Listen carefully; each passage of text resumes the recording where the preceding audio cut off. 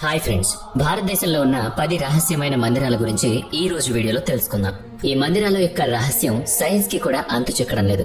అందుకని వీడియోని ఎక్కడ స్కిప్ చేయకుండా పూర్తిగా చూడండి. మరింకెందుకు ఆలస్యం, let's start our today's episode. ముందుగా నెంబర్ 10 వీరభద్ర టెంపుల్, లేపాక్షి, ఆంధ్రప్రదేశ్. ప్రపంచ వ్యాప్తంగా శివుడికి ఎన్నో మందిరాలున్నాయి. ప్రతి మందిరంలో కూడా ఏదో ఒక రహస్యం ఉంది. అయితే ఈ వీరభద్ర టెంపుల్, లేపాక్షి, ఆంధ్రప్రదేశ్ లో ఉంది. ఇంత విశాలమైన మందిరం యొక్క పూర్తి భాగాన్ని కేవలం ఒక్క స్తంభం మాత్రమే మోస్తుంది. ఇక్కడ ఆశ్చర్యం కలిగించే విషయం ఏంటంటే ఆ స్తంభం గాల్లో వేలాడుతూ ఉంది. అదే మందిరంలో ఎన్నో స్తంభాలున్నాయి, కానీ గాల్లో వేలాడుతున్న ఈ ఒక్క స్తంభం వెనుక మాత్రం ఎన్నో అద్భుతాలు దాగి ఉన్నాయి. ఆంధ్రప్రదేశ్ రాష్ట్రంలో అనంతపురం జిల్లాలో ఉన్న లేపాక్షిలో శివుడి మందిరం ఉంది. ఈ మందిరంలో శివుడి భయంకరమైన రూపమైన వీరభద్రుడు కొలువై ఉన్నాడు. అందుకే ఈ మందిరాన్ని వీరభద్ర మందిరం అని కూడా అంటారు. అంతేకాదు హ్యాంగింగ్ పిల్లర్ టెంపుల్ అనే పేరుతో కూడా ప్రపంచవ్యాప్తంగా ప్రఖ్యాతి పొందింది. ఈ మందిరంలో మొత్తం 70 స్తంభాలున్నాయి, కానీ గాల్లో ఉన్న ఈ ఒక్క స్తంభం మీదే పూర్తి మందిరం భారం ఆధారపడి ఉంది. ఈ స్తంభాన్ని ఆకాశ స్తంభం అని కూడా అంటారు. అందుకే ఈ స్తంభం నేల నుంచి 1/2 ఇంచు పైన వేలాడుతూ ఉంటుంది. ఇక number 9 Anantha Padmanabha lake temple, Kerala. కేరళలో ఉన్న అనంత పద్మనాభ లేక్ టెంపుల్ చాలా ప్రత్యేకమైంది.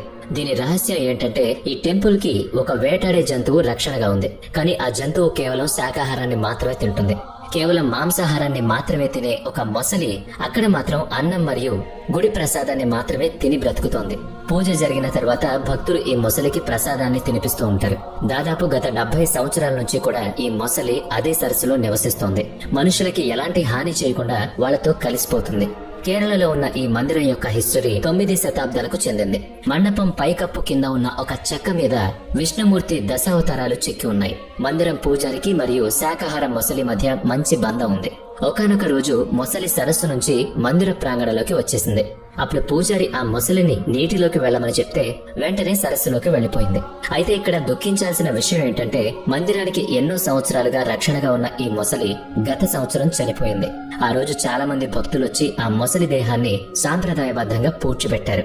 నంబర్ 8 బిజిలీ మహాదేవ్ టెంపుల్, కుల్లు, హిమాచల్ ప్రదేశ్. బిజిలీ మహాదేవుని మందిరం చాలా అందంగా ఉంటుంది. ఇది ఒక పర్వత శిఖరంపై ఉంది. ఈ మందిరం మీద పిడుగులు పడుతున్నప్పుడు ఆ దృశ్యం చూడడానికి చాలా అద్భుతంగా ఉంటుంది. ప్రతి 12 సంవత్సరాలకి ఒకసారి ఈ మందిరం మీద పిడుగు పడుతూ ఉంటుంది. అలాంటి సంఘటన జరిగిన తర్వాత శివలింగం విచ్ఛిన్నం అయిపోతుంది. ఆ తరువాత పూజారి వెన్నతో ఆ శివలింగాన్ని జోడిస్తారు. దాంతో ఆ లింగం తన పూర్వ రూపానికి వస్తుంది. బిజిలీ మహాదేవుని మందిరం కాశ్మీరీ గ్రామంలో చాలా ఎత్తులో ఉంది. ఇది చాలా ప్రాచీనమైంది. అందుకే భారతదేశంలో ఉన్న అతి పురాతనమైన మందిరాల్లో దీన్ని కూడా చెప్పుకుంటారు. పిడుగు పడ్డం వల్ల విచ్ఛిన్నమైన శివలింగం పూజారి వెన్నతో అతికించగానే పూర్వ స్వరూపానికి వచ్చేస్తుంది. ఈ మందిర రహస్యాల వెనుక ఎన్నో పౌరాణిక కథలున్నాయి. పౌరాణిక కథల ప్రకారం కులాంత్ అనే దైత్యుడు ఈ ప్రదేశాన్ని తన నివాస స్థానంగా మార్చుకున్నాడు. ఈ ప్రదేశాన్ని నీటిలో ముంచేయాలి అనుకున్నాడు. అప్పుడు మహాదేవుడు తన త్రిశూలంతో దైత్యుడిని వధించాడు. అప్పుడు ఆ దైత్యుడి శరీరం ఒక పెద్ద పర్వతంగా మారిపోయింది.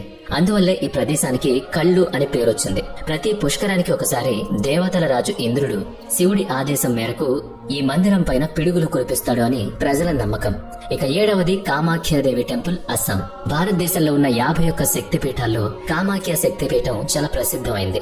ఈ మందిరాన్ని అఘోరాలు మరియు తాంత్రికులు నివసించే ప్రదేశంగా చెప్పుకోవచ్చు. అస్సాం రాజధాని దిస్పూర్ నుంచి 7 కిలోమీటర్ల దూరంలో ఉన్న ఈ శక్తిపీఠం నీలంచల్ పర్వతం నుంచి 10 కిలోమీటర్ల దూరంలో ఉంది. అన్ని శక్తిపీఠాల్లో కామాఖ్య మందిరాన్ని మహాశక్తి పీఠం అని నమ్ముతారు. ఈ మందిరంలో దుర్గాదేవికి సంబంధించిన ఎలాంటి విగ్రహాలు కూడా మనకి కనిపించవు. ఎందుకంటే ఈ మందిరంలో ఒక చిన్న కొలను ఉంది. అది ఎప్పుడూ పూలతో నిండి ఉంటుంది. ఆ కొలనులో ఎప్పుడూ నీళ్లుంటాయి. చమత్కారాలతో నిండి ఉన్న ఈ మందిరంలో అమ్మవారి యోనికి పూజలు జరుగుతూ ఉంటాయి. మహాదేవుడి భార్య అయిన సతీదేవి అగ్నిలో ఆత్మార్పణ చేసుకున్నాక విష్ణుమూర్తి తన సుదర్శన చక్రంతో సతీదేవిని 51 భాగాలుగా చేశాడు. ఆ 51 భాగాలు వేరు వేరు చోట్ల పడి శక్తిపీఠాలుగా అవతరించాయి. యోని భాగం మాత్రం ఈ ప్రదేశంలో పడింది. అందువల్ల కామాఖ్య శక్తిపీఠాన్ని మహాశక్తిపీఠంగా చెప్తూ ఉంటారు. ప్రతి సంవత్సరం కూడా కొన్ని లక్షల మంది భక్తులకు ఇక్కడికి వస్తూ ఉంటారు. 6వది పూరి జగన్నాథ స్వామి టెంపుల్, ఒడిశా. ఒడిశాలో ఉన్న పూరి జగన్నాథ స్వామి మందిరంలో శ్రీకృష్ణుడు వైకుంఠ స్వరూప రూపంలో కొలువై ఉన్నాడు. పూరిలో ఉన్న ఈ పౌరాణిక మందిరం చాలా పురాతనమైంది. ఈ మందిరం యొక్క హిస్టరీ చాలా ఆశ్చర్యంగా ఉంటుంది. జగన్నాథ స్వామి మందిరంలో ఉన్న విగ్రహాలలో ఈ రోజు కూడా శ్రీకృష్ణుడి గుండె కొట్టుకుంటూ ఉంటుందని చాలా మంది నమ్ముతూ ఉంటారు. కానీ పూరి ప్రజలు మాత్రం అక్కడ మందిరంలో శ్రీకృష్ణుడి గుండె లేదు, అక్కడ బ్రహ్మ పదార్థం ఉంది అంటారు. ఈ బ్రహ్మ వస్తువు చాలా రహస్యమైంది. దీని రహస్యం గురించి కేవలం కొద్ది మందికి మాత్రమే తెలుసు. సనాతన పరంపర ప్రకారం జగన్నాథ స్వామి మందిరాన్ని వైష్ణవ పరంపరలో అతి పెద్ద తీర్థంగా చెప్పుకుంటారు. ప్రతిరోజు దేశ విదేశాల నుంచి కొన్ని వేల మంది భక్తులు జగన్నాథ స్వామిని దర్శించుకోవడానికి ఇక్కడికి వస్తూ ఉంటారు. పూరిలో ఉన్న ఈ మందిరంలో జగన్నాథ స్వామి అన్నయ్య బలరాముడు మరియు చెల్లెలు అయిన సుభద్రల యొక్క విగ్రహాలు కూడా ఉన్నాయి. జగన్నాథ స్వామి మందిరానికి సంబంధించి 5 రహస్యాలు ఉన్నాయి. వాటిని ఇంతవరకు ఎవరు కూడా ఛేదించలేకపోయారు. జగన్నాథ స్వామి ఆలయంలో ప్రసాదాన్ని తయారు చేయడానికి 7 కుండల్ని ఒకదాని మీద ఒకటి పెడతారు. అన్నిటికంటే పైన ఉన్న కుండలో ప్రసాదం ముందుగా తయారవుతుంది. తర్వాత దాని కింద ఉన్న కుండలో ప్రసాదం తయారవుతుంది. అలా ఇదే క్రమంలో కుండలో ఉన్న ప్రసాదం తయారు చేయబడుతుంది. అన్నిటికంటే కింద ఉన్న కుండలో ప్రసాదం చివరిగా తయారవుతుంది. ఇది వినడానికి చాలా ఆశ్చర్యకరంగా ఉంది. జగన్నాథ స్వామి మందిరానికి పైన ఉన్న జెండా ఎప్పుడు కూడా గాలి దిశకి విపరీతంగా ఎదురుగా ఎగురుతుంది. ఈ మందిరం 214 అడుగుల ఎత్తుంటుంది. ఇంత ఎత్తు ఉన్నప్పటికీ ఒక్క పక్షి కూడా మందిరంపై కూర్చోదు. విమానాలు కూడా మందిరంపై నుంచి ఎగరవు. ప్రతి 12 సంవత్సరాలకి ఒకసారి మందిరంలో ఉన్న 3 విగ్రహాలను మారుస్తూ ఉంటారు. విగ్రహాలను మారుస్తున్న సమయంలో నగరంలో కరెంట్ కట్ చేస్తారు. ఆ సమయంలో కేవలం పూజారి మాత్రమే మందిరంలోకి వెళతారు. 5వది మతంగేశ్వర్ టెంపుల్, మధ్యప్రదేశ్. ప్రతి సంవత్సరం కార్తీక మాసంలో పౌర్ణమి రోజున ఒక గుండె సైజులో మందిరంలో ఉన్న శివలింగం పొడవు పెరుగుతుంది. మధ్యప్రదేశ్ లో ఈ మతంగేశ్వర్ మందిరం ప్రపంచవ్యాప్తంగా ప్రసిద్ధి చెందింది. యునెస్కో దీన్ని ప్రపంచ వారసత్వ సంపదగా పేర్కొంది. హిస్టరీ ప్రకారం ఈ ప్రదేశంలో 85 మందిరాలు ఉండేవి. కానీ ఈ రోజు కేవలం 25 మందిరాలు మాత్రమే మిగిలున్నాయి. అన్ని మందిరాల్లో మతంగేశ్వర స్వామి మందిరం చాలా ప్రత్యేకమైనది ఉంటుంది. ఎందుకంటే ఈ మందిరంలో ఉన్న శివలింగం ప్రతి సంవత్సరం కూడా శరద్ పౌర్ణమి రోజున 1 ఇంచు పొడవు పెరుగుతుంది. ప్రతి సంవత్సరం శివలింగం యొక్క పొడవును కొలుస్తూ ఉంటారు. దీని వెనుకున్న రహస్యం తెలుసుకోవడానికి ఎక్స్పర్ట్స్ రీసెర్చ్ కూడా చేశారు. కానీ ఆ రహస్యాన్ని ఇప్పటికీ కనుగొనలేకపోయారు. మందిరంలో ఉన్న శివలింగం భూమి లోపల 9 అడుగుల లోతు వరకు ఉంది. అలాగే బయట కూడా అంతే ఎత్తు ఉంది అని అక్కడ పూజారి చెప్పుకొచ్చారు. 4వది నిధివన్ టెంపుల్, ఉత్తరప్రదేశ్. ఉత్తరప్రదేశ్ బృందావన్ లో ఉన్న నిధివన్ భారతదేశంలో ఉన్న అత్యంత రహస్యమైన ప్రదేశాల్లో ఒకటి అని చెప్పొచ్చు. ఎందుకంటే ఈ రోజు కూడా ప్రతిరోజు రాత్రి శ్రీకృష్ణుడు గోపికలతో కలిసి నృత్యం చేస్తూ ఉంటాడు అని అక్కడి ప్రజల నమ్మకం. అందుకని నిధివన్ ను సాయంత్రం అయ్యేసరికి మూసివేస్తారు. ఆ తర్వాత ఆ ప్రదేశంలో ఎవరు కూడా ఉండరు. చివరికి పశుపక్షాదులు కూడా సాయంత్రం అయ్యేసరికి అక్కడి నుంచి వెళ్లిపోతాయి. ఒకవేళ ఎవరైనా దొంగచాటుగా అక్కడ ఏం జరుగుతుందో తెలుసుకోవాలని ప్రయత్నిస్తే మాత్రం వాళ్ళు పిచ్చివాళ్లుగా మారిపోతారు. అలాంటి ఒక సంఘటన 10 సంవత్సరాల ముందు జరిగింది. జైపూర్ నుంచి వచ్చిన ఒక కృష్ణ భక్తుడు రాసలీలను చూడ్డానికి నిధివన్ లో దాక్కున్నాడు. ఉదయాన్నే నిధివన్ గేటు తీసేసరికి అతను స్పృహ తప్పి నేల మీద పడిపోయి ఉన్నాడు. అతని మానసిక సంతులనం దెబ్బతింది. ఇలాంటి ఎన్నో కథలు అక్కడ ప్రజలు చెప్తూ ఉన్నారు. అలాంటి ఇంకో ఘటన ఏంటంటే నిధివన్ లోపల ఉన్న రంగ్ మహల్ లోపలికి రోజు రాత్రి సమయంలో రాధాకృష్ణులు వస్తూ ఉంటారు అని కూడా చెప్తూ ఉంటారు. అందుకే రంగ్ మహల్ లో సాయంత్రం 7 గంటలకి ముందు పూల పాన్పును రెడీ చేస్తారు. ఉదయాన్నే 5 గంటలకు రంగ్ మహల్ లోపలికి వెళ్లి చూస్తే పూల పాన్పు అంతా చిందరవందరగా ఉంటుంది అని అక్కడ ప్రజలు చెప్తూ ఉంటారు. Number 3 Karnimata temple, Rajasthan. ఈ మందిరంలో కొన్ని వేల ఎలుకలు ఉన్నాయి. వాటిలో తెలుపు రంగులో ఉన్న ఎలుకలు కూడా కొన్ని ఉన్నాయి. ఈ ఎలుకలు అన్ని కరణీమాత పుత్రులుగా అక్కడ ప్రజలు భావిస్తారు. అందుకే అక్కడ ఎలుకల్ని కూడా పూజిస్తారు. ఎలుకలు ఎంగిలి చేసిన దాన్ని ప్రసాదంగా సేవిస్తారు. అయితే అక్కడ ఈ రోజు వరకు ఎలుకల వల్ల ఎలాంటి రోగం రాలేదు. ఈ మందిరంలో ఉన్న వాస్తుకళ మొఘలుల కాలానికి సంబంధించిందని చెప్తారు. ఈ మందిరం ఎంత రహస్యంగా అనిపిస్తుందో అంతే అందంగా కూడా ఉంటుంది. 2వది జ్వాలాదేవి టెంపుల్, హిమాచల్ ప్రదేశ్. భారతదేశంలో ఉన్న 51 శక్తి పీఠాల్లో జ్వాలాదేవి టెంపుల్ కూడా ఒక శక్తి పీఠం అవుతుంది. ఈ మందిరం చాలా ప్రసిద్ధమైంది. పౌరాణిక కథల ప్రకారం ఈ ప్రదేశంలో సతీదేవి నాలుక పడింది. శివుడు ఇక్కడ ఉన్మత్త భైరవ రూపంలో కొలువై ఉన్నాడు.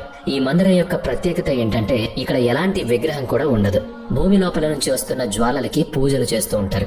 అయితే ఈ జ్వాలలు ఇక్కడికి ఎలా వస్తున్నాయనే రహస్యం మాత్రం ఇప్పటికీ కనిపెట్టలేకపోయారు. అలాగే ఈ జ్వాలలను ఎవరూ కూడా ఆపలేకపోయారు. ఈ జ్వాలాదేవి మందిరంలో నూనె లేకుండా మొత్తం 9 జ్వాలలు వెలుగుతాయి. ఇవి మాత యొక్క 9 స్వరూపాలకి ప్రతీక అవుతాయి. మందిరంలో వెలుగుతున్న అతి పెద్ద జ్వాలను జ్వాలాదేవిగా భావిస్తారు. ఈ మందిరాన్ని భూమిచంద్ మహారాజు నిర్మించారు. ఆ తర్వాత 1835లో రణ్జీత్ సింగ్ మరియు సంసార్ చంద్ మహారాజులు ఈ మందిరాన్ని పునర్నిర్మించారు. ఈ మందిరం వెనుక ఉన్న రహస్యం గురించి తెలుసుకోవడానికి బ్రిటిషర్స్ చాలా ప్రయత్నించారు, కానీ ఏం తెలుసుకోలేకపోయారు. స్వాతంత్రం తర్వాత కూడా ఎంతో మంది సైంటిస్టులు ప్రయత్నించారు, కానీ వారికి కూడా ఏం తెలియలేదు. అలా ఇది ఇప్పటికీ కూడా ఒక రహస్యంగానే ఉంది. ఇక నెంబర్ 1 కైలాస టెంపుల్, మహారాష్ట్ర. కైలాస మందిరం మహారాష్ట్ర ఔరంగాబాద్ జిల్లాలో ఉన్న ఎల్లోరాలో ఉంది. ఈ మందిరం యొక్క రహస్యం ఇప్పటికీ సైంటిస్టులకి కూడా ఒక ఛాలెంజ్ విసురుతోంది. కృష్ణప్రథం మహారాజు క్రీస్తు పూర్వం 756 మరియు 773 మధ్యలో కైలాస మందిరాన్ని నిర్మించారు. అసలు ఈ మందిరాన్ని ఎలా నిర్మించారు, ఎలాంటి టెక్నాలజీ వాడారు లాంటి ఎలాంటి ఇన్ఫర్మేషన్ కూడా మన దగ్గర లేదు. ఈ మందిరం గోడలపై చెక్కిన కళ చాలా పురాతనమైంది. అలాగే గోడల మీద ఉన్న భాషను కూడా ఎవరూ డీకోడ్ చేయలేకపోయారు. ఈ మందిరాన్ని కింది నుంచి కాకుండా పైనుంచి నిర్మించారు. అవును, ఒక కొండని పైనుంచి చెక్కుతూ మొదటిగా మందిరం యొక్క మకుట భాగాన్ని అంటే శిఖరాన్ని నిర్మించారు. అలా పైనుంచి కింద భాగం వరకు చెక్కుకుంటూ నిర్మించడం జరిగింది. అంతేకాకుండా వర్షపు నీటిని స్టోర్ చేసే సిస్టమ్ మరియు డ్రైనేజ్ సిస్టమ్ కూడా ఈ మందిరంలో ఉంది. మందిరాన్ని నిర్మించే సమయంలో దాదాపు 7 లక్షల టన్నుల రాయిని కట్ చేసి ఉంటారని సైంటిస్టులు చేసిన రీసెర్చ్ లో తేలింది. ఈ ప్రకారం చూస్తే ఈ మందిరం పూర్తవడానికి దాదాపుగా 150 సంవత్సరాల సమయం పట్టింది. కానీ ఈ మందిర నిర్మాణం కేవలం 17 సంవత్సరాల్లో పూర్తయింది అని హిస్టరీ చెప్తోంది. అంత ప్రాచీన కాలంలో ఇప్పుడున్న టెక్నాలజీ లేనేలేదు కదా, మరి అంత పెద్ద కొండరాళ్లను ఎలా కట్ చేశారు? ఏదైనా ఏలియన్స్ టెక్నాలజీ వాడి ఈ మందిరాన్ని నిర్మించారంటారా? ఈ విషయమే ఇప్పటికీ రహస్యంగా మారింది. మరి ఈ రహస్యాలు మీకు నచ్చినట్లయితే ఈ వీడియోని లైక్ చేయండి, షేర్ చేయండి. ఇప్పటి వరకు మన ఛానల్ ని సబ్స్క్రైబ్ చేయనట్లయితే ఇప్పుడే సబ్స్క్రైబ్ చేసుకుని పక్కనే ఉన్న బెల్ ఐకాన్ పై క్లిక్ చేయండి.